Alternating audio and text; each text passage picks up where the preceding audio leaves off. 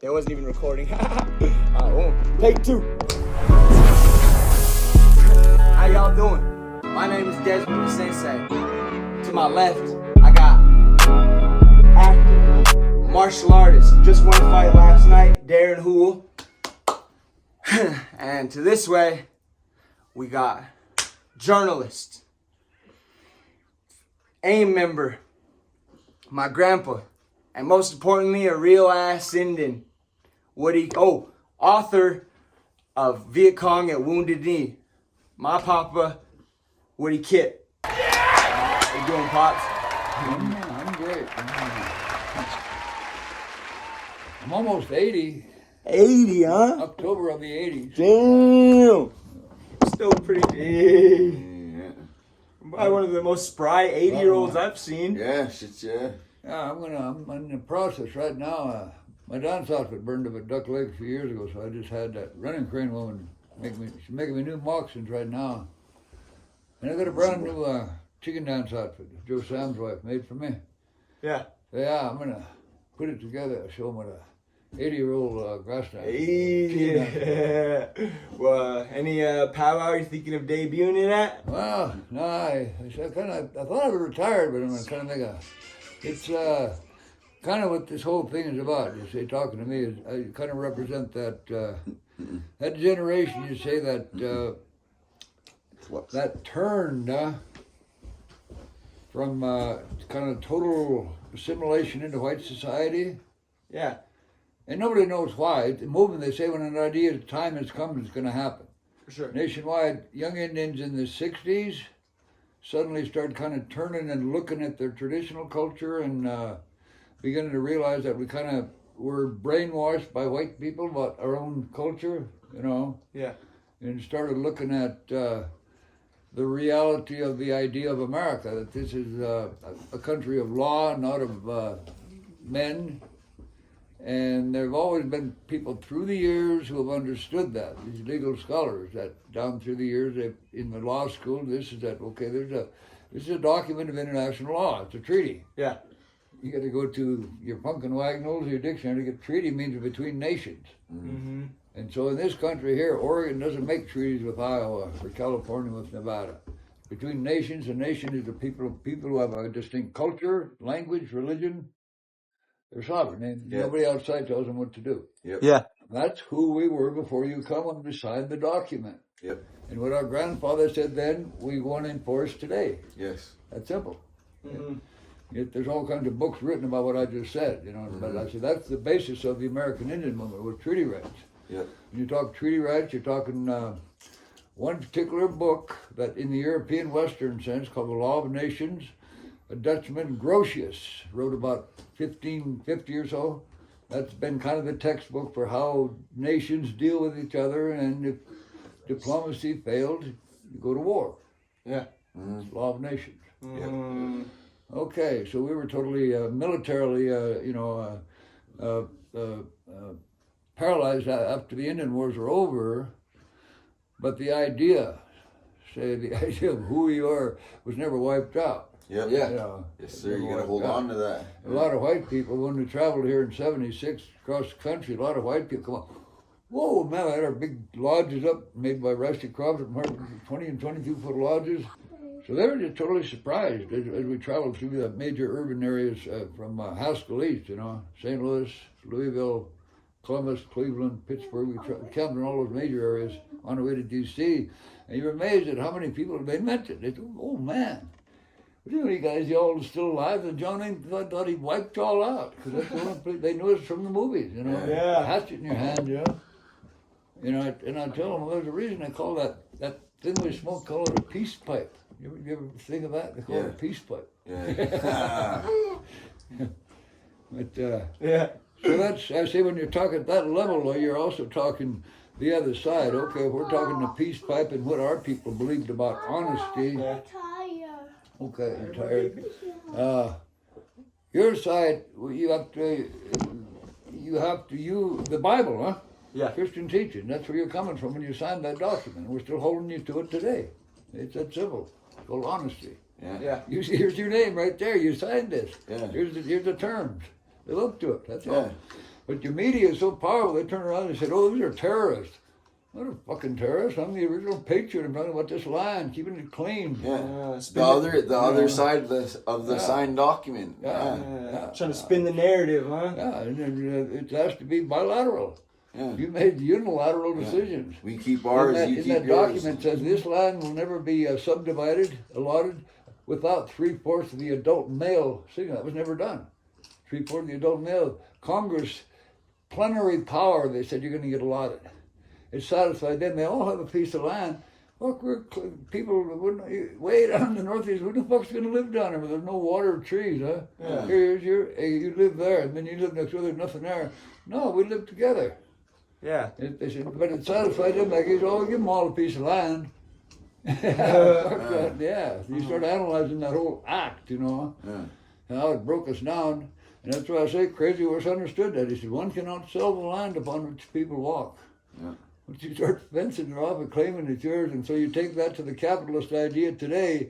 You got a big rancher out here that's a white farmer, and he wants to put all kinds of insecticides, pesticides on his land because he can, and he's on top of a major aquifer that's going to sink down. Pine Ridge, it took them when they did uranium mining in the early part of the 40s. Yeah. It took about 25 years, and all of a sudden you had 47% birth defects at Pine Ridge Hospital. The common thing being water, that all of the heavy metals had moved in that aquifer over that time. The women are drinking it. See? That kind of shit happened. Yeah. On a big fucking basis, you know. So, yeah. Anyway. Yeah. Damn, that's insane. I mean, you've given a few stories. You gave me a few anecdotes and tales of your days in AIM. How did that start? How did that all start when your involvement in that? A lot of these things, I later became an academic, so I did a lot of reading. And a lot of these things didn't gel till much later in life. The things I'm talking, I didn't know these things at 17 or 27, much later.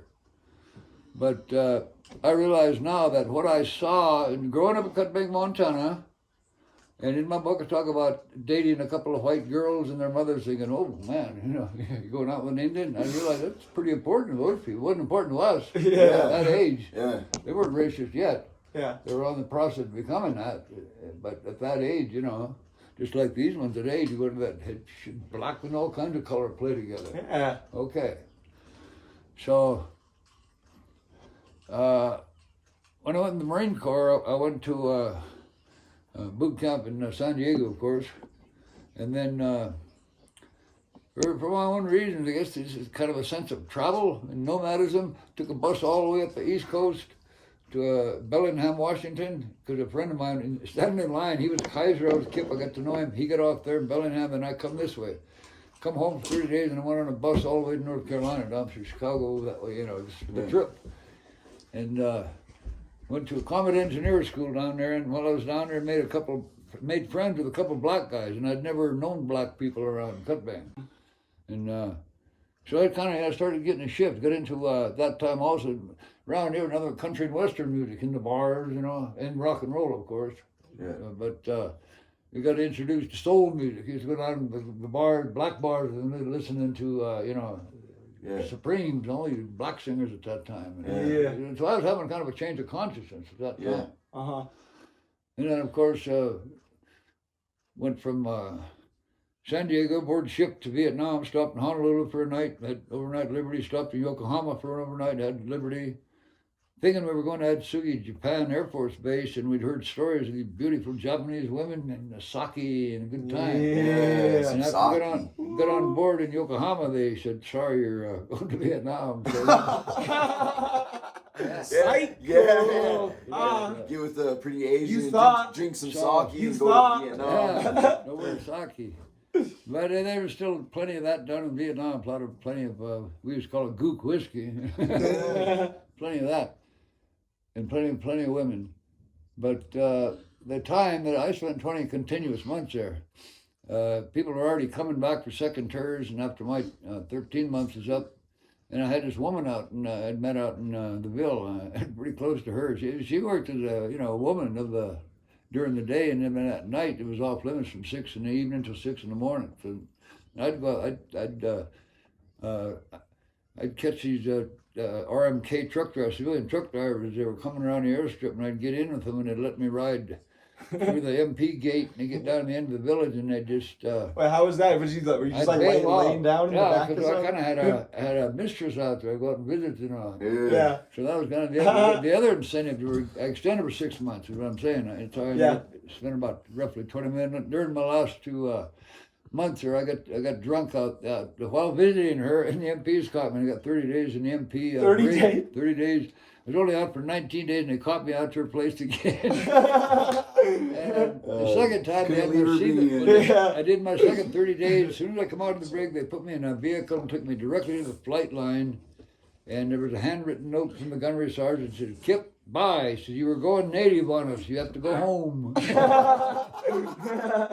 going native on us. That's how I exited Vietnam. Oh, okay.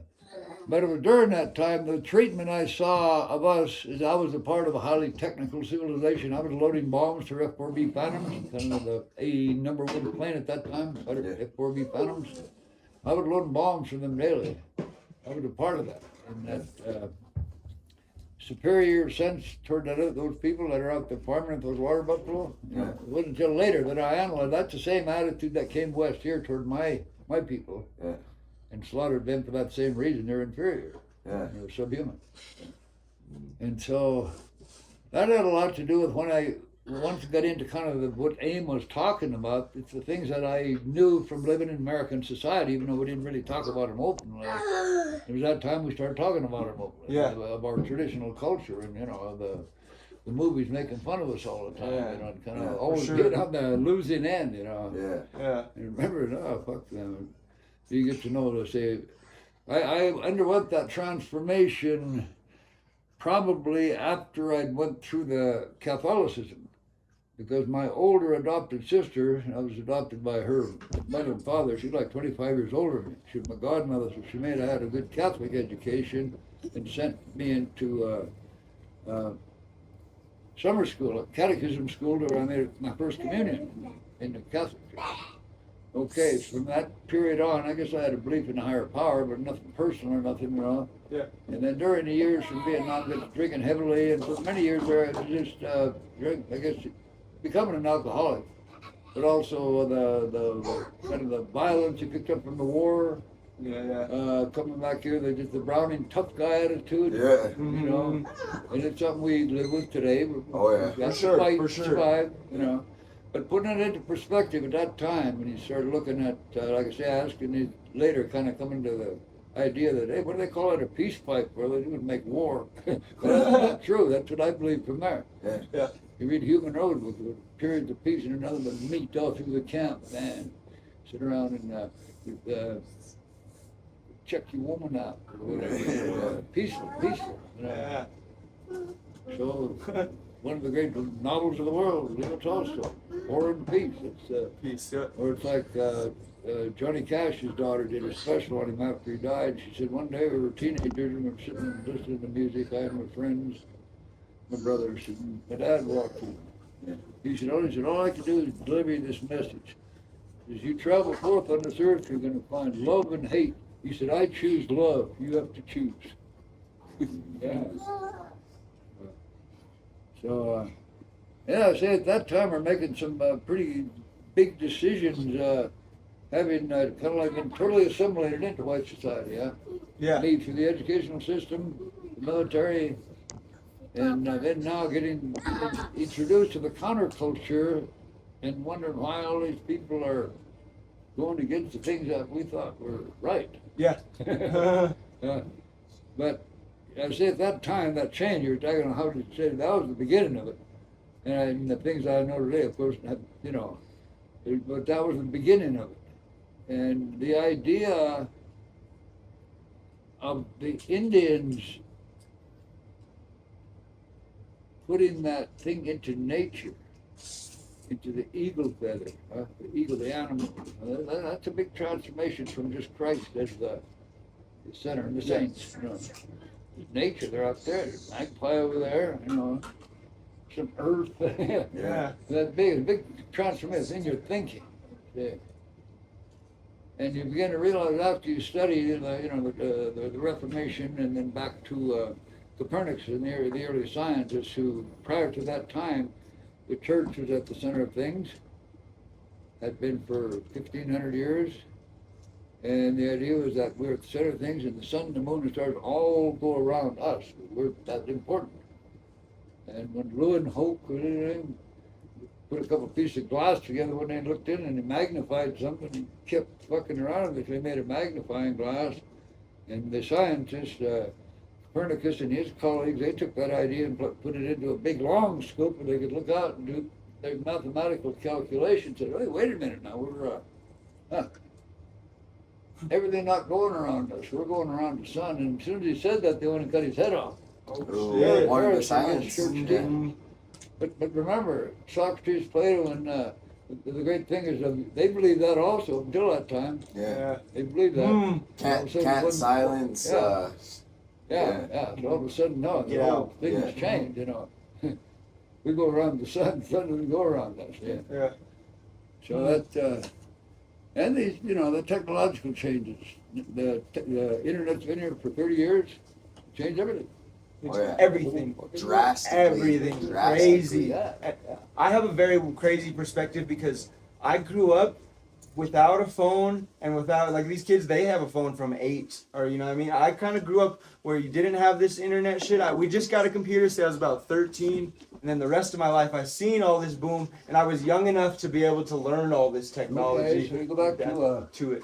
Marshall McLuhan, I think about 1967, just a really smart guy. Hard to read, highly intellectual, but his main thing was that article or book he wrote, the medium is the message. In other words, this thing here, not what's coming over it, this is the message. Yeah. The medium is the message. Yeah. Yeah. Yeah. Medium is the message. And how as the medium changes, just how fast now somebody in Tokyo in nanoseconds can converse with them. Yeah. Insane. Whereas it's so crazy when they had send a fucking person on a horse, or with the mail back in the day. That's but all they had. Also at the same time, if Putin gets pissed off, in nanoseconds, you're not even going to be here. You're going to disintegrate. You're never fucking left you. Fucking fuck. Pick your poison, fuck. Reap what you sow.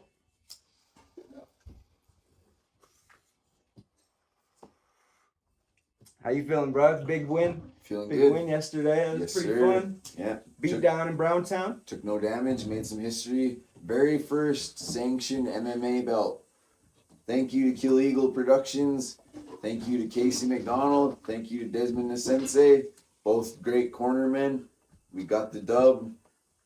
Very minimal damage taken. Put me back in the win column. Yeah, smoke to that. Yeah, boy. Yeah.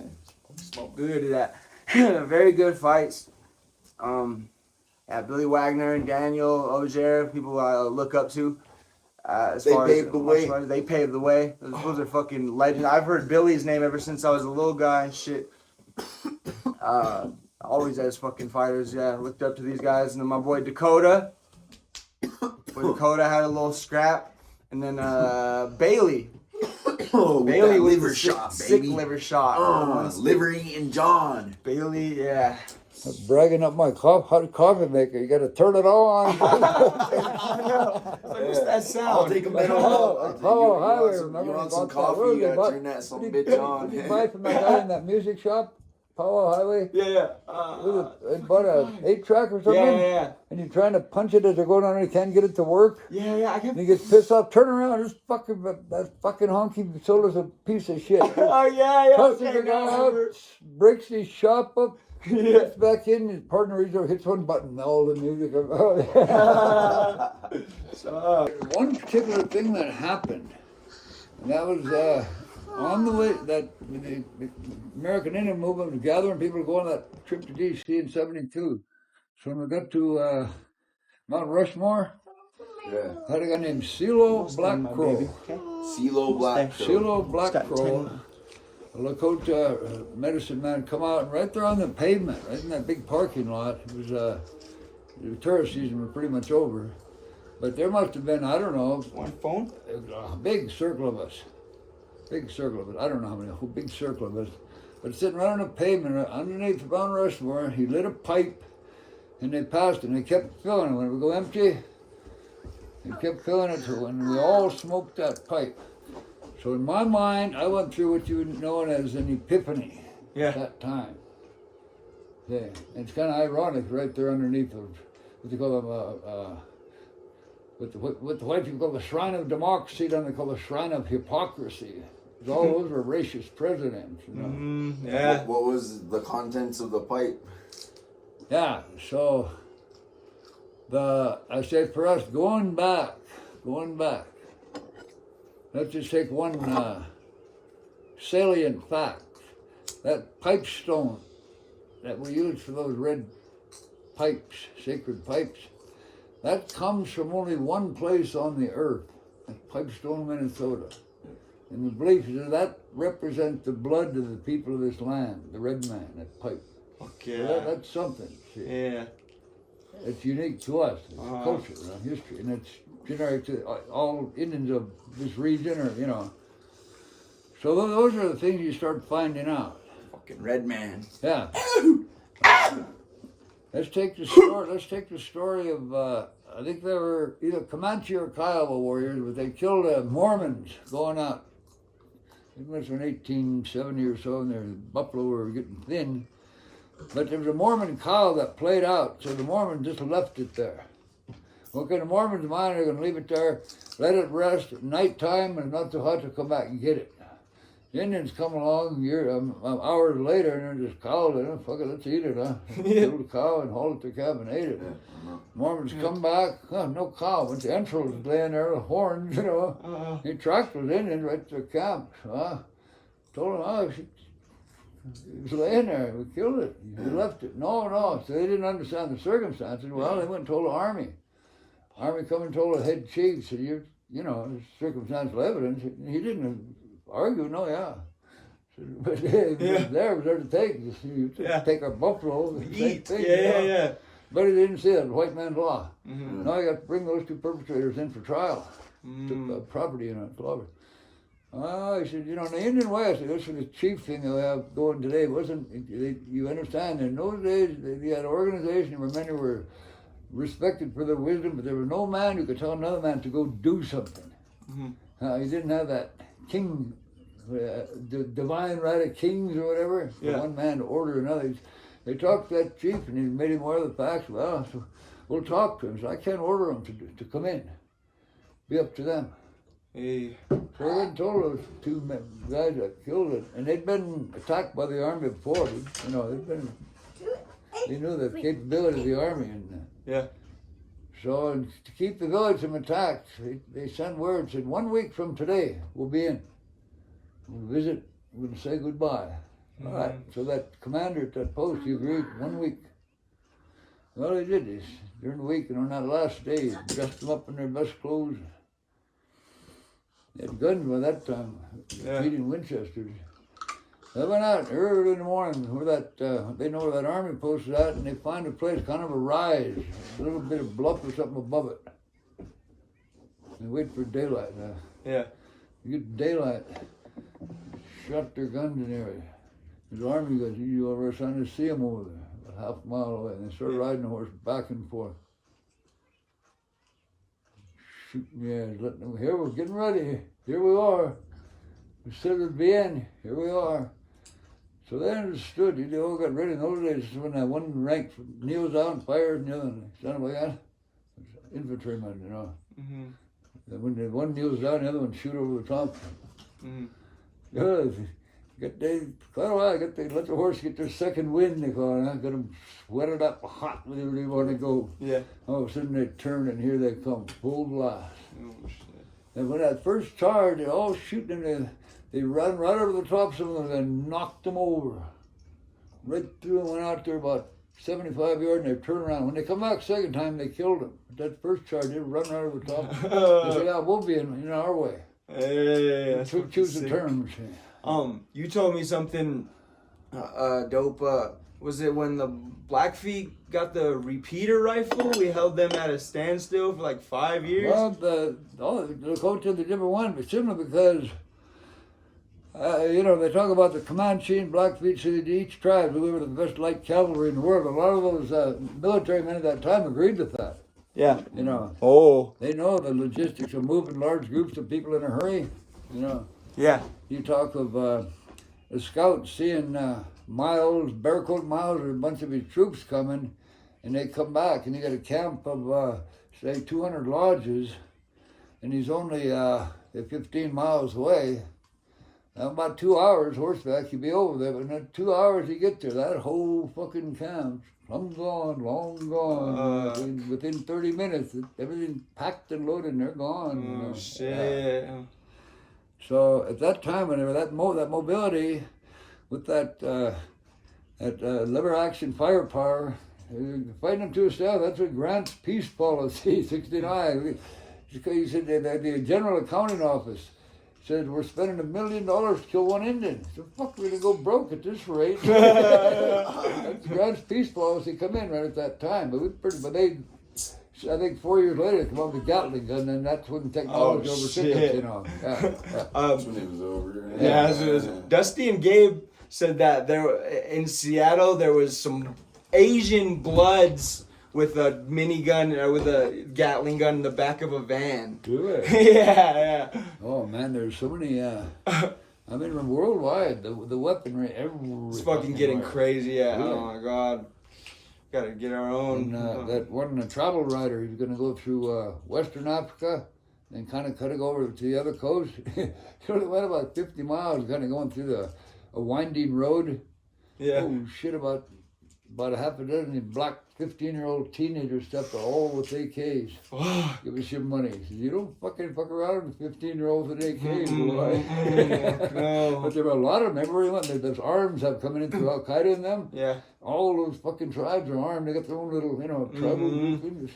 A lot of shit happening in Africa crazy. right now. Yeah, almost too much to even touch, even make a dent in talking about all of it. There's so much fucking conflict, crazy shit everywhere.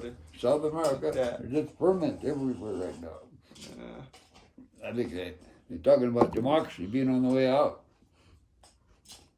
Well, what's your alternative? They have different kinds, like social democracy, different things.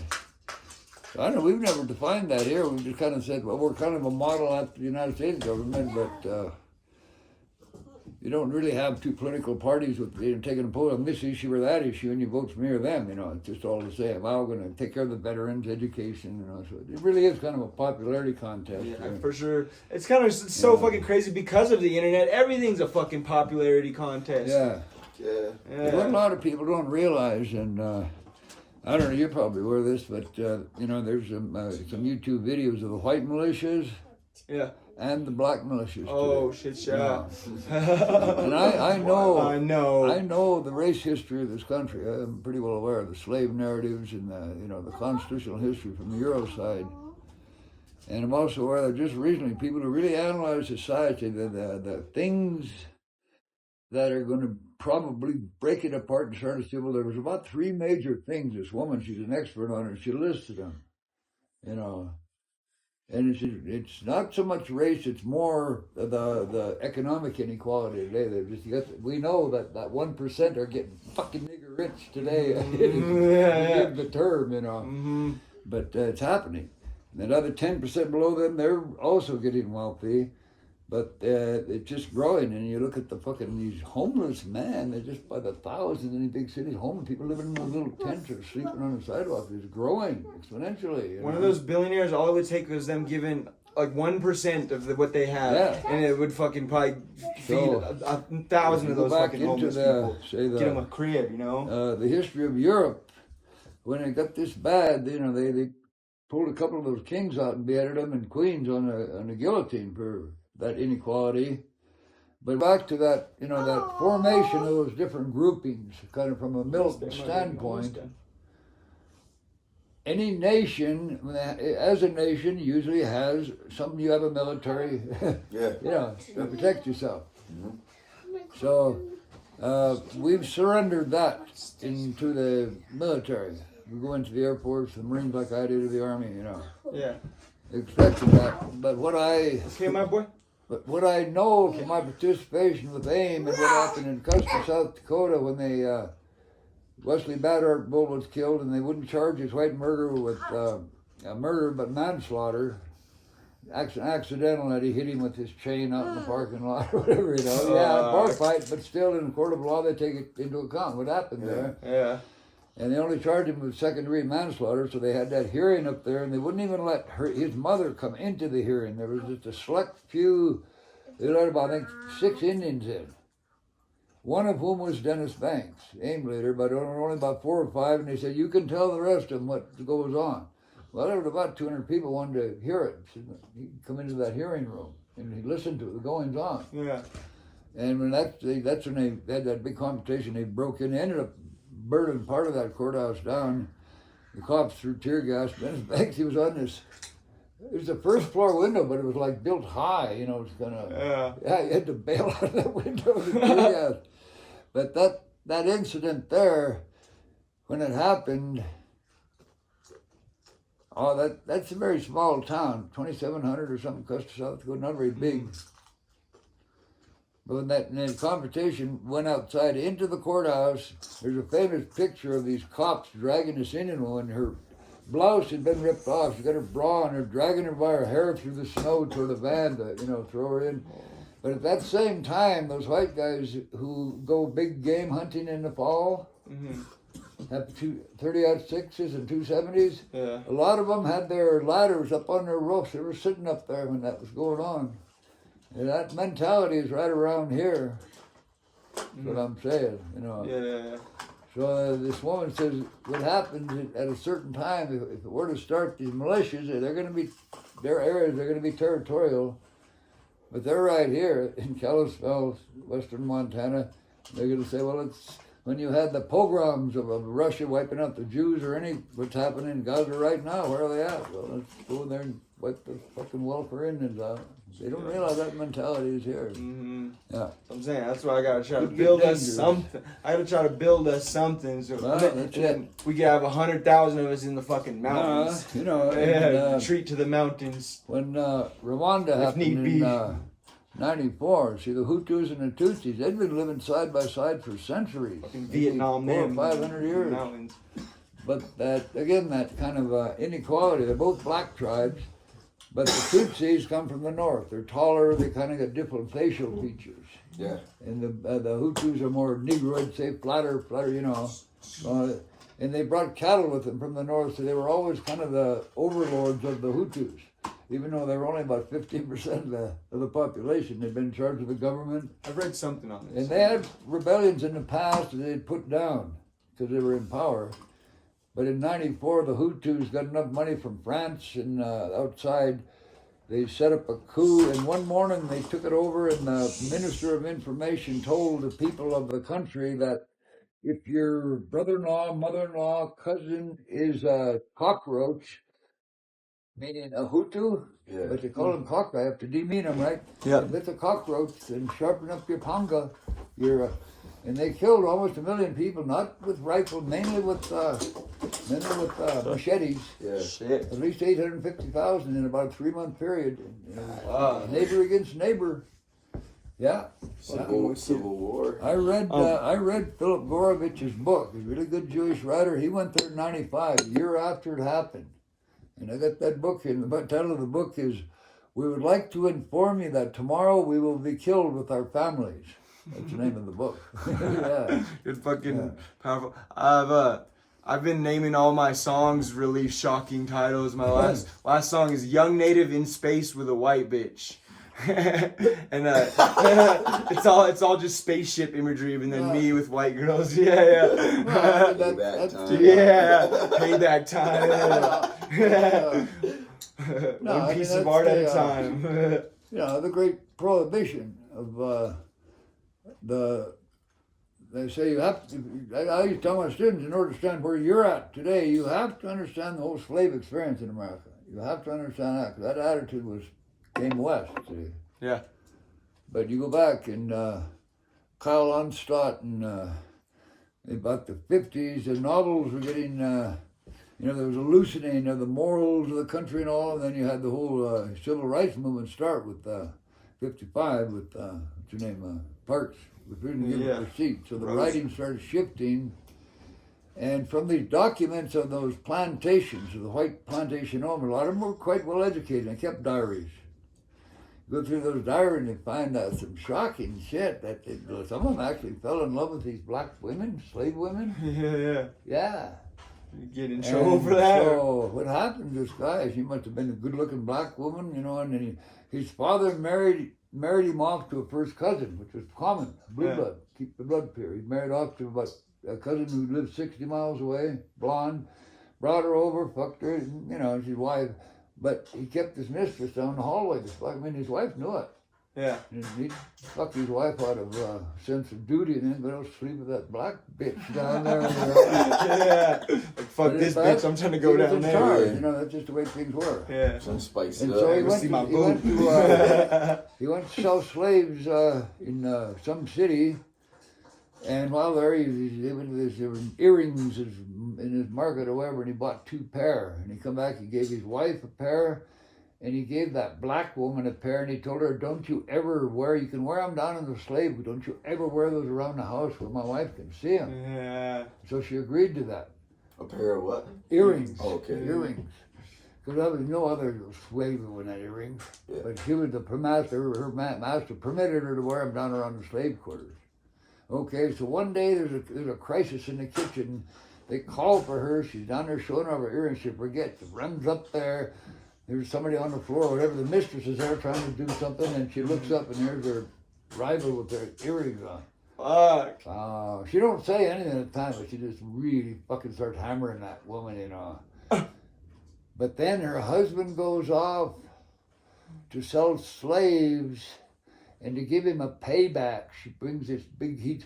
In those days, they had fighting niggers. Every Saturday, bring a fighting nigger into town square. The Mandingo fighting? fighting? Early MMA. Yeah. Yeah. Like on Django? Yeah, Mandingo, yeah. That's what he had, a big Mandingo.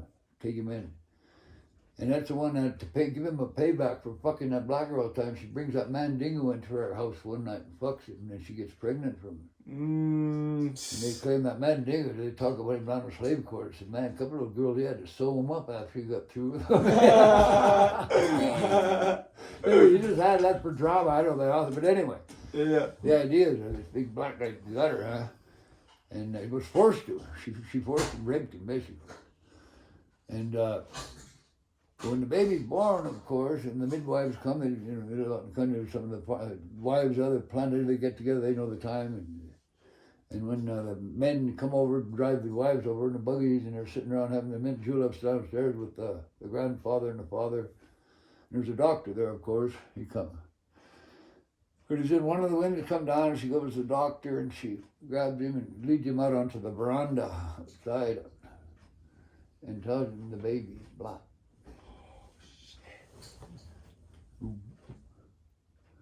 So that's his job to tell the grandfather, your son and your grandson is both. Don't take him long. He said, what do you got for poison in your bag? Well, I said, Archie named 2 or 3 things. Yeah, I said, give that to the baby, and I'll fix my granddaughter, or my daughter, I'll fix my daughter-in-law a drink. Some poison, took it up to her, she drank it, killed him. So smothered the baby, that was it. One of them smothered the baby. That is some pretty fucked up And shit. then he calls Horrific. the old Greeks, way back in Roman time, you put hot water on your skin, it'll kind of toughen it, and even draft horsemen do that, to put the neck here, salt water, Really? toughen the skin. So that's, you had a tub there, so big, build a big fire all the way around, heat that water real hot, and make him get in and rub him with this like sea salt or something, and toughen his skin, this big fighting, bro. So he orders that fire to be built, and the fighting, they don't kind of know what's happening in the big house yet. See, he doesn't know that his kid has been found. Maybe he did had premonition somehow, but anyway, they get that fire built up, and he tells them, come up and get in so I can give you your treatment. And then he just fucking starts piling the wood all the way around. and you get the pitchfork, and that water starts heating up. Pretty soon that big man goes, "Oh, it's getting hot, man. Let me get out. Can I get out?" No. Every time he get out, he hit him with that pitchfork. He boiled him to death in there. Oh, fuck. That's like I say, he took it from reading the diaries of all that call. He novelized it, fictionalized. So there's some of that probably made it, but the fact is that happened quite frequently. Another one I just seen recently, I think it was YouTube. This young 17-year-old white girl, she fell in love with this slave and just would not fucking give him up, and her father just had to allow it. He tried to keep it within don't let anybody hear about this shit, but he couldn't allow it, his own daughter. So, shit like that happened, We're getting pretty late into the video. Something, can you end us off with, do you have maybe any stories, say, about maybe party era or like the 70s or like all that hippie movement that came in? You have any fun around then? So when I was talking about it, I say it's about race real deeply. It's ingrained as far as I'm telling, just from my own experience. So, it's so deep that we're not going to get rid of it. And this is where, again, we circle back. And my coffee cup, it's in there. Coffee cup, everywhere you see it in Indian country. Red, white, black, and yellow. It's a medicine wheel. Mm-hmm. What is that? See them, they're all touching, huh? Yeah. Those are the colors of mankind on the earth. Mm-hmm. And just the way they're there together, they have a common source. They know different things. Yeah. And for some reason, the white brother learned technology, but he's used that to kind of abuse the rest of us for a while, and that's changing today. Yeah. The things that we knew traditionally about survival on this earth, you got to go back to about, 5 years ago when the guy I used to work with at community college, Crawford, Mm-hmm. he got interested about the recent DNA findings, so he sent his DNA in, and while the results are being processed, he dies of a heart attack. But to come back and his brother reads them, and he finds out that their DNA, when they run that story in the Great Falls Tribune, the headline says, "Like finding Bigfoot." That's the oldest DNA recorded so far, 17,500 years. Mm. Interestingly, it doesn't fit the Bering Strait theory. It come up to South America this way. But they don't bring that up. No, but there's a lot of mystery. For a while, we took the Bering Strait theory, this way, and we probably did. Mm-hmm. In one of our stories, Possibly, yeah. if you go back and do a rereading of just the Blackfoot Lodge tale, there's an old man who tells the story, and he says, this happened in the time before we come across the big waters. Hmm. Yeah, what would be the big waters? We come down out of Northern County. He said, this happened in the time before we come across the big waters. Damn. Yeah. The recent DNA has showed that the Algonquin people, they have us grouped into language groups, Siouan, Algonquin, and we are many in the northern group of America, over into Minnesota, into the Crees, up into Canada. Yeah. That group of people, their DNA has been traced to what would be Western Mongolia, where it kind of touches modern-day Russia. There's an Altai mountain region. In that area, that's kind of generally where a lot of our DNA has been traced to. Yeah. And some other DNA has been traced to northern China. Those kind of islands up in there, way up in that area there. Kind of makes sense because we kind of look like Asian and we kind of look like the Mexicans too, like them, I tell the story of when I got especially me. I'm Asian as fuck. My mother was called Shanghai.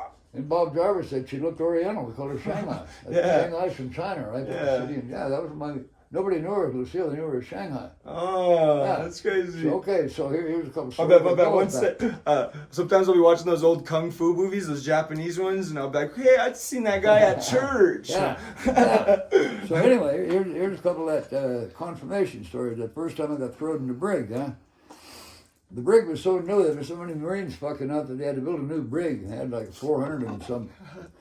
And so they built it out on the other side of 327. 327 is a big mountain, just inland a little ways, kind of around the edge of it, around the shoulder of it. The brig was on the back there. They just built it, and of course the concertina wire was up in the barracks, in the mess hall and everything.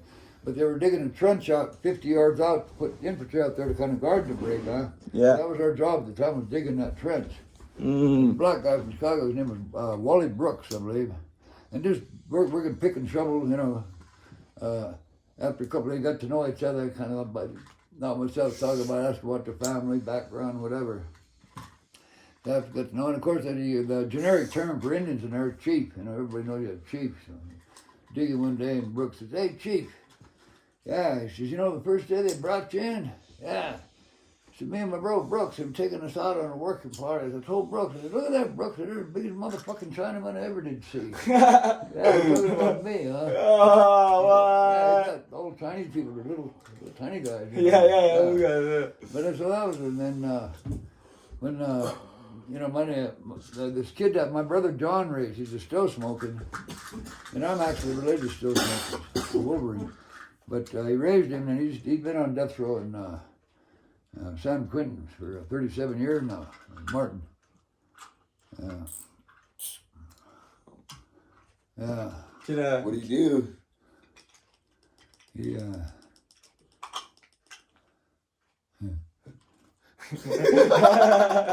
I love that little laugh, little chuckle. Yeah, hit that shit and then continue. It's good to see you, Grandpa. Fuck yeah, we're out here. Good to see you. Fuck yeah, out here. I forgot the thread of my story. What the hell was I talking about? I lost it too. Hey, can the people get a Big John story, fight story for me? Oh yeah, you know, Big John was interesting. He kind of my surrogate father. His father raised me, but his father was 57 when he took me to raise. Yeah. And that's why I say I become a cowboy at 10. He was an old roundup cowboy. Philip Iverson has a book called "When Indians Became Cowboys," so there's no more buffalo, but they were horsemen. They had horses, and they turned right, you know, into herding cattle the way the white men did, and handling horses. So that period in there. That's him right there in that headdress, but he was a Indian cowboy. Huh? Yeah, that's a good picture. Yeah. So all these, you know, these things that each of us, once this movement started, you're going back and looking for true stories in your own history. Yeah. And you have to know that because it makes a difference. They call him Joe Kipp. Joe Kipp is Mandan in German. He's not Blackfeet at all. His father lived through the massacre. He's 10 years old. He's a heavy runner's grandson. Okay? So he's a heavy runner, but all his life they know him as Joe Kipp. Okay. Well, that change at that time also coincided with their whole lifestyle, I could say, of his age. By the time he's born 1889. Yeah. By 1910, he's 19 years old. And the prevailing thing is that the tribe had a huge herd of cattle called the ID herd. Yeah, and certain Indians get set up and give them so many head out of that ID herd. But they were cowboying just like you see the old Charlie Russell play, the white cowboys at that period. Yeah. The Indians learned it from them, you know. About roping horses, all that, the whole bit. So that's what he grew up, and that's what my ideal when I was young is men in your family. He had a friend named Tom Aubrey, and Aubrey's, they were one of those that a white man married a full-blood woman, so they were half-breed. But he had light hair, and he spoke fluent Blackfeet. Well, in those days, those cowboys would be gathering horses or cattle, and wherever you see a house, and get noontime, you're hungry, go over there and get fed. Huh? That's reality. That's a full-blood house, I guess. Full-blood didn't talk, you know. He talked very good English, but he shows up, he talks both. He talked Blackfeet, and he told him, "Come in, we'll feed you." He fed him. Well, while they're feeding him, he's a white man. He had blue eyes, almost blondish hair. Yeah. Sitting there eating. They're sitting there, they're showing, but they're kind of talking about him, you know, kind of making snide remarks about that white man. He finished, he got the door, and he talked Blackfeet to him to the over. Talking about him. Pop, talking about this guy here. He didn't like him. He was a little guy about the size of Joe Sam. Yeah. Old Tom Aubrey. My pop said, isn't he young? Says, they didn't have rodeos in those days, but said he rode a lot of bucking horses. He didn't ride. Said, he put his hand on his hip like that.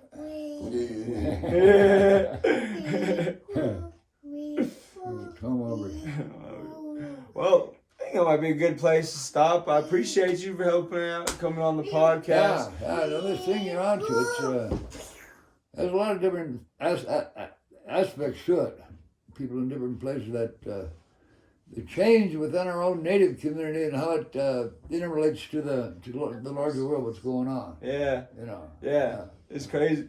I think one thing I can end it on, it's crazy. It saddens me to see all the separatist shit because to create me, I'm like a hip hop guy. I take all my swag from the black people. I lean more towards Buddhism. I'm a martial artist from Asians. I got my education from the white people. I got my base and roots from the natives. And that's how you get Desmond the motherfucking sensei. And I think that might be a way to end the pot. There's a reason we claim it as our Aboriginal landscape, which it is. Yeah.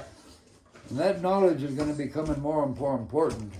But in the other sense, the mixing, somebody's going to have to go through some head changes out there if we're going to live together. Mm-hmm. Otherwise, we're going to end up wiping each other out. There's too many fucking weapons out there. Yeah. Too much hate. Got to find a way to come together. So I say, joining, I grew up fighting them still, that mindset, but I realized, like Black Belt did in his older years, the memories, remember that, they said for us, it's a peace pipe and it's policy. Yeah. As much as I hate it. What he does, he chooses within the parameters. Yeah. But at the same time, he knows that 95% of the time, if they do slap him one cheek, he can afford to turn that other cheek because he can probably 95% of people he can lick anyway. Yeah. Yeah. Those other 5 you have to defend yourself against. Mm-hmm. You know that. Yeah. Confidence. For sure. And control. Yeah. Confidence and control. Yeah. You hear that? Yeah. Put that in your life. I love you both. Put that in your pipe and smoke Put that in your pipe and smoke it, motherfucker. This has been Desmond the Sensei, Woody Kid, Darren Who. We out this motherfucker. We about to keep talking shit and keep smoking and keep doing what we do. We love y'all. Fucking stay safe, stay smart, stay humble, stay happy. I love y'all. Peace.